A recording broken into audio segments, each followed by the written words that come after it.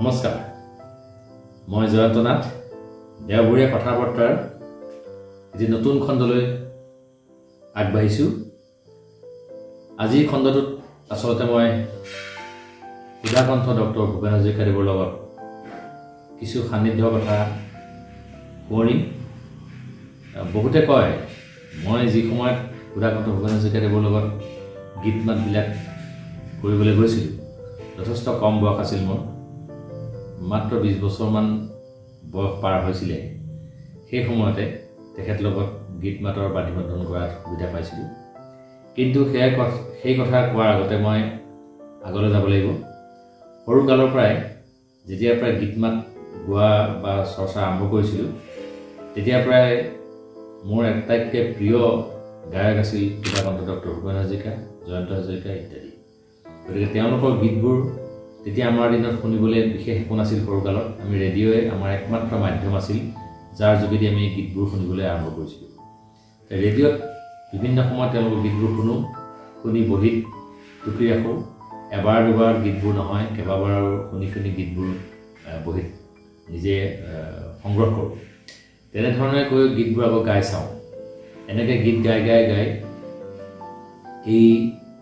নমস্য ব্যক্তিসকলৰ গীতবোৰ আৰম্ভলৈ আৰম্ভ কৰিলোঁ তেনেধৰণে গৈ মই তেখেতসকলক প্ৰথম দেখা পাইছিলোঁ আমাৰ যোৰহাটত মোৰ ওচৰতে দক্ষিণ যোৰহাট বিহুখন খুব ডাঙৰকৈ হয় তেতিয়া আজিকালি নাই এই বিহুখন বন্ধ হ'ল তাত তেওঁলোক গীত মাত গাবলৈ আহে জয়ন্ত হাজৰিকাদেৱে গীটাৰ বজায় আৰু ভূপেন দাৰ লগত একেলগে গীত গায় আমি আগৰ পৰা গৈ বিহুখনত এইবিলাক তেওঁলোকৰ গীত মাতত উপভোগ কৰিছিলোঁ খুব ভাল লাগিছিলে আৰু সেইধৰণে তেওঁলোকৰ একেবাৰে অতিকৈ অনুৰাগী হৈ পৰিলোঁ তাৰ পৰৱৰ্তী সময়ত যেতিয়াই ভূপেন দা অনুষ্ঠান কৰিবলৈ আহে তেতিয়াই তেখেতৰ অনুষ্ঠান চাওঁগৈ বা তেখেতৰ লগ পোৱাৰ সুবিধা এটা হৈছিলে যোৰহাটলৈ আহিলে তেওঁ প্ৰায় যোৰহাটৰ বিশিষ্ট তেতিয়া চাহ খেতিয়ক আমাৰ প্ৰয়াত বিভূষণ বৰুৱাদেৱ লনিদা তেখেতৰ ঘৰতে ভূপেন দাই জিৰণি লয়হি বা থাকেহি আৰু তাতে বিভিন্ন আলোচনা বিলোচনা হয় ভূপেন দাই বিভিন্ন গীত মাতো তাতে ৰচনা কৰিছে বা তেনে সেই সময়বোৰতে আমি তালৈ গৈ যিহেতু বিভূষণ বৰুৱা দাদাৰ ঘৰখন লগত আমাৰ খুব আত্মীয়তা আছিলে সেইকাৰণে তেওঁলোকৰ ঘৰলৈ গৈ ভূপেন দাক লগ পোৱাৰ সুবিধা হৈছিল আৰু যি সময়ত তেওঁ বিভিন্ন ঠাইত অনুষ্ঠান কৰে যোৰহাটত বিভিন্ন অনুষ্ঠানলৈ আহে তাতেই থাকে অনুশীলনো কৰে বাদ্যযন্ত্ৰীসকলৰ লগত এইবিলাকো চাইছিলোঁ চাই আৰু আগ্ৰহ বাঢ়িছিলে তেওঁৰ প্ৰতি আৰু তেনেধৰণে গৈ যোৰহাট জগন্নাথ বৰুৱা মহাবিদ্যালয়ৰ সোণালী জয়ন্তী উৎসৱ আমি আছিলোঁ যেতিয়া মহাবিদ্যালয়ৰ ছাত্ৰ একতা সভাত সাংস্কৃতিক বিভাগৰ দায়িত্বত হৈছিলোঁ আৰু সেই সময়ত ভূপেন দাক নিমন্ত্ৰণ কৰা হৈছিল সোণালী জয়ন্তী অনুষ্ঠানলৈ যোৰহাট কাছাৰী মৈদানত বৃহৎ সমাৱেশ কিমান মানুহ হৈছিল আমি চকুৰে সেই সময়ত গণিব পৰা হোৱা নাছিল বহুত লোকাৰণ্য তাত ভূপেন দাই সুন্দৰ অনুষ্ঠান কৰিছিল তাৰ পৰৱৰ্তী সময়ত তেনেধৰণে বিভূষণ বৰুৱা দাদাৰ ঘৰত ভূপেন দাই অনুষ্ঠান কৰিবলৈ আহি অনুশীলন আৰম্ভ কৰিছিলে আৰু তেতিয়া আছিলে দেৱীচন্দ বৰুৱা মহাবিদ্যালয়ৰ ৰূপালী জয়ন্তী উৎসৱ তাতো তেখেতৰ অনুষ্ঠানৰ লগত ওতঃপ্ৰোতভাৱে ওচৰৰ পৰা খুব পালোঁ তেখেতৰ অনুশীলন কৰা আমি চালোঁ চাই লগতে থাকিলোঁ অনুষ্ঠানত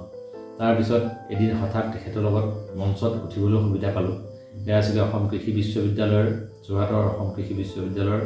নৱনিৰ্মিত যিটো প্ৰেক্ষাগৃহ অডিটৰিয়াম তাৰ উদ্বোধনী অনুষ্ঠান খুব সুন্দৰ অডিটৰিয়াম সেই সময়ত তেনেকুৱা ধৰণৰ অডিটৰিয়াম অসমতে খুব কম আছিল শিক্ষানুষ্ঠানত এতিয়াও খুব ভাল অডিটৰিয়াম সেইটো সেই অডিটৰিয়ামটোৰ উন্মোচনীৰ দিনাখন ভূপেন দাই গীত গাবলৈ আহিছিলে আৰু দিনটো ভূপেন দাৰ লগত আখৰা কৰোঁতে সেই বিভূষণ বৰুৱা দাদাৰ ঘৰত তেখেতৰ লগত বহিছিলোঁ আখৰা চাইছিলোঁ লগতে গুণগুণাইছিলোঁ আৰু পৰৱৰ্তী সময়ত যেতিয়া মঞ্চত তেখেত উঠিলে আমি আছিলোঁ পিছফালে তেখেতৰ লগত কিছু গীতত দুই এটা গীতত সহযোগী কণ্ঠ দিবলৈ আমাক সুবিধা দিছিলে গতিকে তেতিয়া সেইদিনাখন খুব ডাঙৰ অভিজ্ঞতা আমাৰ যেতিয়া ভূপেন দাক অডিটৰিয়ামটোৰ মাজেৰে লৈ গৈছিল চাৰিওফালৰ পৰা ছাত্ৰ ছাত্ৰীসকলে তেতিয়া কৃষি বিশ্ববিদ্যালয়ৰ ফুল ছটিয়াই গৈছিল আৰু সেই ফুল গছৰি ভূপেন দা আগবাঢ়িছিল আমি পিছে আগবাঢ়িছিলোঁ মঞ্চলৈ সুন্দৰ অডিটৰিয়াম খুব ধুনীয়া তাৰ শব্দ ব্যৱস্থা তাত আমি ভূপেন দাৰ লগত দুটি গীতত কণ্ঠ দিছিলোঁ এয়া আছিলে ভূপেন দাক লগ পোৱা ওচৰৰ পৰা তেখেতৰ সান্নিধ্যৰ প্ৰথম আমাৰ আৰম্ভণি। আৰু তাৰপিছত খুব ভাবোঁ কেতিয়াবা ভূপেন দাৰ লগত গীত মাত গোৱা বা তেনেকুৱা ধৰণৰ কাম কৰা। পৰৱৰ্তী সময়ত যোৰহাটৰ NK প্ৰডাকশ্যন তেখেতসকলে এটি গীতৰ কেছেট কৰিবলৈ আগবাঢ়িল। আৰু আমাৰ বয়স কম আছিল, প্ৰায় 21 বছৰমান হ'ব। তেনেকুৱা বয়সতে আমাক তেখেতসকলে NK প্ৰডাকশ্যনৰ স্বত্বাধিকাৰ প্ৰয়াত বলীন বৰকটকীদেৱ আৰু তেখেতৰ পুত্ৰ নৱ বৰকটকী যি কেছেট ব্যৱসায় তেতিয়া আৰম্ভ কৰিছে নামিছে, আৰু সেই মোৰ বন্ধুৱে আছিলে নৱ বৰকটকী। তেখেতৰ দুইজনে মোক দায়িত্ব দিলে যে ভূপেন দাৰ কাৰণে গীত মাতবোৰ সাজু কৰিব লাগে। 4টা গীত আমি ইয়াৰ পৰা সাজু কৰি কলিকতালৈ লৈ গৈছিলোঁ। কেছেটটোৰ নাম আছিল শৰাইঘাট, 1985 চন। কলিকতাৰ ভাইব্ৰেশ্যন ষ্টুডিঅ', বিখ্যাত গায়িকা উষা উত্থপৰ যিটো ভাইব্ৰেশ্যন ষ্টুডিঅ', তাতে আমি বাণীবন্ধন কৰিছিলোঁ ভূপেন দাৰ 4টা গীত। এই গীতসমূহ আমি যোৰহাটৰ পৰা লৈ গৈছিলোঁ। যোৰহাটৰ বিভিন্নজনে সুৰ কৰিছিল। গীতবোৰবিলাক লিখিছিলে 4টা গীতেই, প্ৰায় 4টা গীতৰ 3টা গীতেই লিখিছিলে প্ৰয়াত নগেন বৰাদেৱে। এটা আছিল আকৌ যদি যাব লাগে শৰাইঘাটলৈ, সুৰ আছিল মৃদুল ভূঞাদেৱৰ, আমাৰ ভাতৃপ্ৰতিম জ্যেষ্ঠ। আৰু এটা আছিলে কি মায়া জৰিৰে বুলি নগেন বৰাদেৱৰ ৰচনাই। এই গীতটো সুৰ কৰিছিলে আমাৰ যোৰহাটৰ জ্যেষ্ঠ সংগীতজ্ঞ সুভাষ দত্তদেৱে। আৰু এটি গীত তেতিয়া অভিযান্ত্ৰিক মহাবিদ্যালয়ত পঢ়ি থকা ছাত্ৰ কেদাৰ বৰা তেখেতে সুৰ কৰিছিলে, যাওঁ দেই মৰমীয় বুলি এটা গীত নগেন বৰাদেৱে লিখা। গতিকে এই গীতসমূহ বাণীবন্ধন কৰিবলৈ আমি কলিকতালৈ গ'লোঁ। ইয়াৰ পৰা গীতবিলাক সকলোৰে সুৰকাৰসকলে টেপ ৰেকৰ্ডাৰত বাণীবন্ধন কৰি দিছিলে, আৰু মই গীতবোৰ শিকি লৈছিলোঁ। কাৰণ তাত ভূপেন দাৰ ওচৰলৈ মই যাবলৈ দায়িত্ব দিছিলে NK প্ৰডাকশ্যনে। গতিকে কলিকতাৰ টালিগঞ্জৰ তেখেতৰ বাসগৃহত বহি এই গীতসমূহৰ আখৰা কৰা হ'ল। তেওঁ গীতসমূহ আখৰা কৰি বাণীবন্ধনৰ তেতিয়া ডাবিং ছিষ্টেমটো আৰম্ভ হৈছে। আমি মিউজিক ট্ৰেকবিলাক কৰিছিলোঁ, কৰাৰ পিছত ট্ৰেকত আকৌ গাইড ট্ৰেক হিচাপে মই ভইচ কণ্ঠটো দিছিলোঁ। তাৰপিছত ভূপেন দাই তাত কণ্ঠ দিছিলোঁ। এনেধৰণে গীতসমূহ ৰেকৰ্ডিং কৰিলোঁ। কৰি শৰাইঘাট নামৰ কেছেটটোত মই এককভাৱে প্ৰতি গীত গাইছিলোঁ। আৰু পৰৱৰ্তী সময়ত প্ৰায় 1985 চনৰ আগষ্ট ছেপ্টেম্বৰ মাহত কেছেটটো বজাৰলৈ আহে। আৰু খুব ভাল লগা কথা, সেই সময়ত অসমৰ ৰাইজে খুব সুন্দৰভাৱে আঁকোৱালি লৈছিল কেছেটটো। তাত আমাৰ শ্ৰদ্ধাৰ JP দাস, শ্ৰদ্ধাৰ গায়িকা সন্ধ্যা মেনন, বন্দীপা হাজৰিকা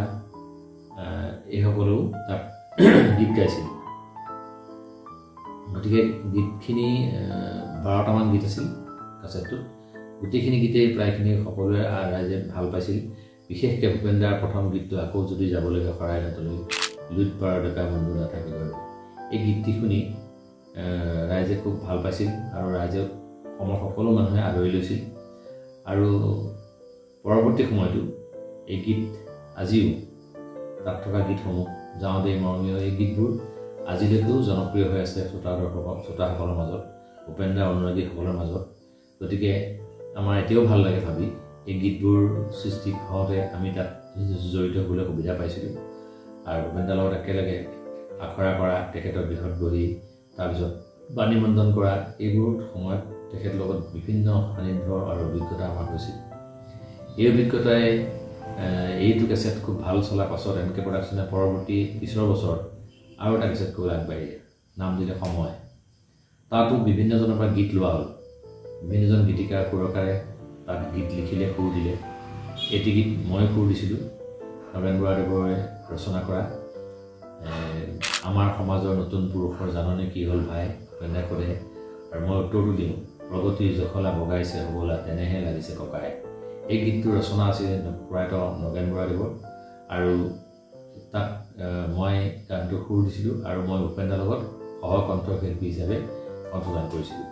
মোৰ বহুত দিনৰ সৰুতে আমি যেতিয়া ভূপেন দাৰ দ্বৈত কণ্ঠৰ, জয়ন্ত হাজৰিকাদেৱৰ লগত দ্বৈত কণ্ঠৰ গীতবিলাক শুনো, আমাৰ মনত সেইবোৰ গুণগুণাই থাকোঁ সদায়, আৰু মনত বাজি থাকে। যেনেকৈ তাৰ ভিতৰতে আছিলে নতুন পুৰুষ তুমিতো নোহোৱা জীৱিৰো কাপোৰ, বা অটো ৰিক্সা চলাওঁ আমি দুই ভাই গুৱাহাটী কৰি ভুল যায়। এই গীতবোৰ শুনি খুব ভাল লাগে, দুইজনে একেলগে গায়, ইমান জীৱন্ত গোটেই গীতবোৰ। সেইকাৰণে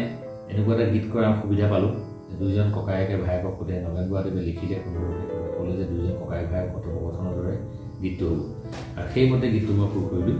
আৰু তেখেতৰ গালোঁ